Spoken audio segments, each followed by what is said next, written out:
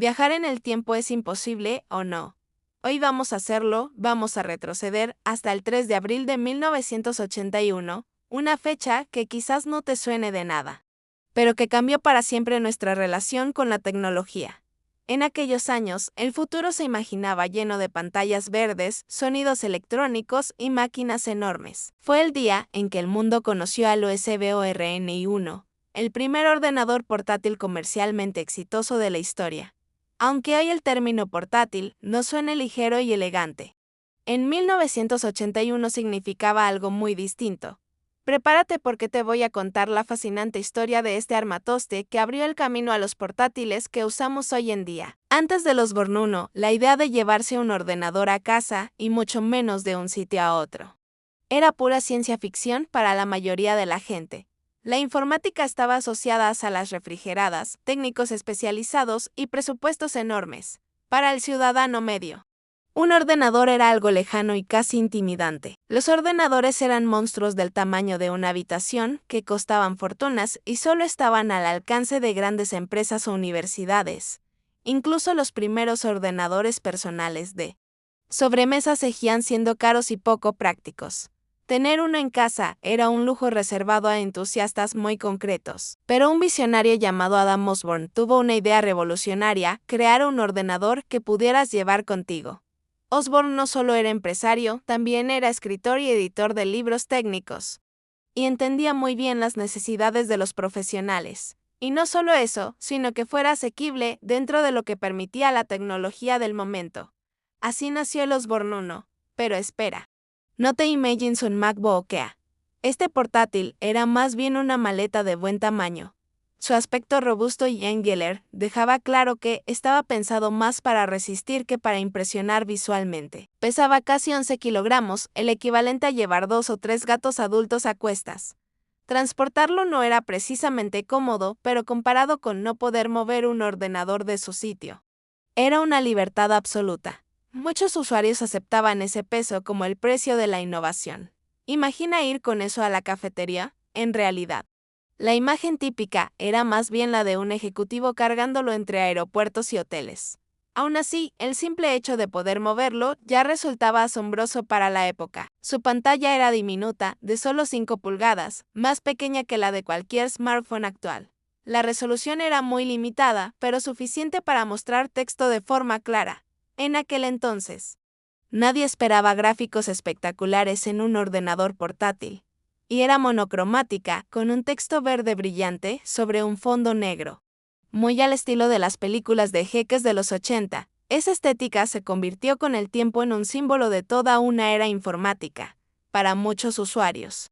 Mirar esa pantalla era sinónimo de productividad, y el precio, $1,795 de la época. Hoy puede sonar a mucho, y lo era, pero en el contexto de 1981, era una auténtica ganga. Ajustado a la inflación, seguía siendo caro, pero ofrecía mucho más de lo que parecía a simple vista. Piensa que un ordenador de sobremesa de la competencia como el IBM PC, que salió unos meses después, costaba casi lo mismo en su configuración más básica, pero no incluía software. Eso significaba gastos adicionales que muchos compradores no podían asumir fácilmente. Y aquí venía la genialidad de Adam Osborne. El Osborne venía cargado de programas por valor de unos $1,500 si los comprabas por separado. Esta estrategia rompía con la lógica habitual del mercado informático de la época. Incluía un procesador de textos llamado WebStar, que era el Microsoft Word de la época, y una hoja de cálculo llamada SuperCalc. Estas herramientas eran fundamentales para el trabajo profesional. Tenerlas incluidas desde el primer momento era un argumento de venta demoledor. Básicamente, comprabas el Osborne 1 y ya tenías una oficina completa lista para funcionar en cualquier lugar donde hubiera un enchufe. Esto cambió radicalmente la forma de trabajar de muchos profesionales. El ordenador dejaba de ser un lujo para convertirse en una herramienta diaria. Esta estrategia fue un bombazo. De repente, profesionales como periodistas, comerciales o contables podían llevarse el trabajo a casa, a la casa de un cliente o incluso de viaje. La productividad ya no estaba ligada a un despacho fijo. La publicidad de la época lo mostraba como la herramienta definitiva para el hombre de negocios moderno. Los anuncios destacaban escenas de aeropuertos, hoteles y reuniones improvisadas. El mensaje era claro, el trabajo ahora te acompañaba a todas partes. Podías cerrar la tapa, agarrar el asa y llevarte a tu oficina contigo. Era una auténtica revolución en la productividad personal. Por primera vez, el concepto de trabajo móvil empezaba a materializarse. La gente se volvió loca por él. Osborne Computer Corporation vendió miles y miles de unidades. En muy poco tiempo, la demanda superó todas las previsiones iniciales de la compañía. De la nada, se convirtieron en una de las empresas de más rápido crecimiento de Silicon Valley. Adam Osborne apareció en portadas de revistas como el nuevo genio de la informática. Todo parecía indicar que el éxito estaba garantizado. La máquina en sí era una maravilla de la ingeniería de su tiempo. Cada componente estaba pensado para cumplir una función específica sin desperdiciar recursos. Era un equilibrio delicado entre coste, tamaño y funcionalidad. Para que te hagas una idea de cómo funcionaba, no tenía disco duro. En aquella época, los discos duros eran grandes, caros y poco fiables. Integrarlos en un portátil era simplemente inviable. Tenía 2 unidades de disquetes de 5,25 pulgadas. En una metías el disquete del sistema operativo y en la otra, el del programa que querías usar. Como el procesador de textos, el sonido de los disquetes girando era parte de la experiencia diaria. Y luego, otro disquete para guardar tus documentos. Todo un ritual. Cada sesión de trabajo requería planificación y paciencia. Perder un disquete podía significar perder horas de trabajo. Su procesador era un Zilog 780 que corría a 4 MHz y tenía 64 KB de memoria RAM. Hoy esas cifras parecen ridículas, pero en su momento eran más que respetables. Permitían trabajar con texto de forma fluida. Para ponerlo en perspectiva, un smartphone de gama baja actual tiene miles de veces más potencia y millones de veces más memoria. Aún así, el Osborne cumplía su propósito sin mayores problemas. La eficiencia era clave, pero en aquel momento era suficiente para hacer el trabajo, y eso era lo que realmente importaba a sus usuarios. No buscaban entretenimiento, buscaban resultados. El diseño era muy práctico. Cuando lo cerrabas, el teclado se convertía en la tapa que protegía la pantalla y las unidades de disquete. Todo quedaba bien encajado y protegido. Tenía un azarebaste y estaba diseñado para caber debajo del asiento de un avión, que era uno de sus grandes argumentos de venta. Viajar con un ordenador dejaba de ser una idea absurda. Era la definición de ordenador transportable, no era cómodo, pero era posible, y eso era lo que importaba. Lo posible siempre precede a lo cómodo en la historia de la tecnología. La historia de Osborne, sin embargo, es también una lección de cómo no gestionar el éxito. La empresa creció tan rápido que se volvió incontrolable. Los costes aumentaron y la organización interna empezó a resentirse. Y entonces, Adam Osborne cometió uno de los errores más famosos de la historia de los negocios. Un error que todavía hoy se estudia en escuelas de administración y marketing. En un alarde de confianza, empezó a hablar públicamente de los sucesores de los Osborne 1, modelos mucho más avanzados que estaban por llegar, como los Osborne Vixen o el XC Yeti. Prometían mejoras importantes y un diseño más refinado. ¿Qué pasó?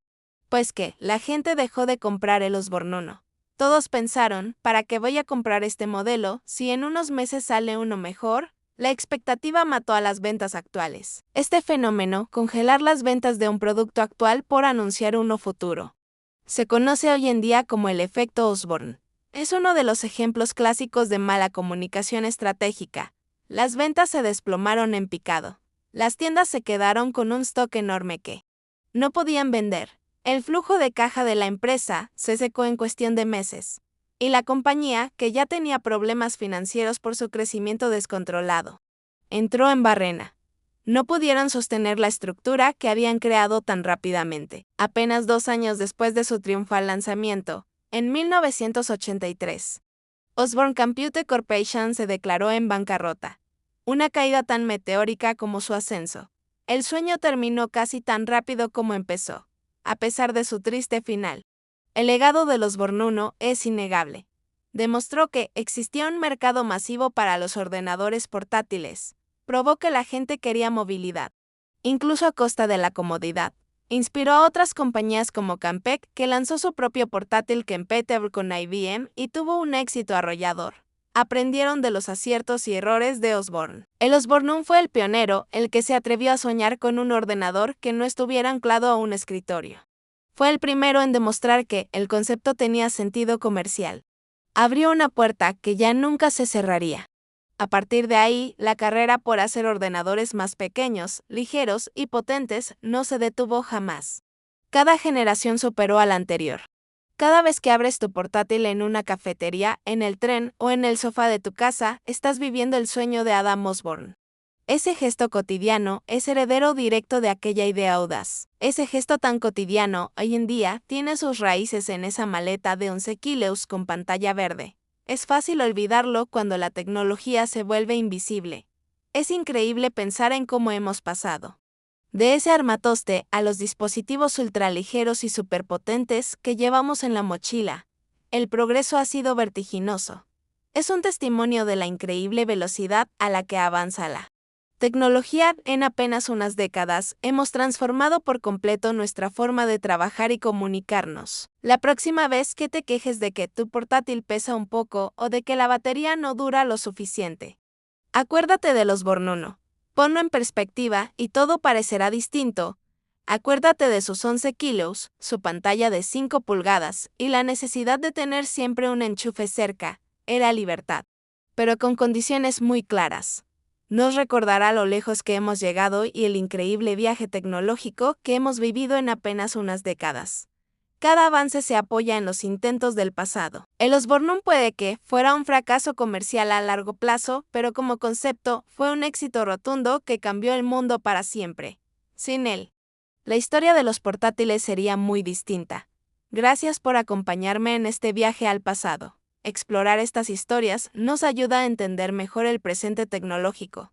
Si te ha gustado esta historia y quieres descubrir más momentos clave de la historia de la tecnología, no olvides suscribirte al canal y activar la campanita para no perderte ningún video. Déjame en los comentarios qué te ha parecido la historia de los Osborne 1.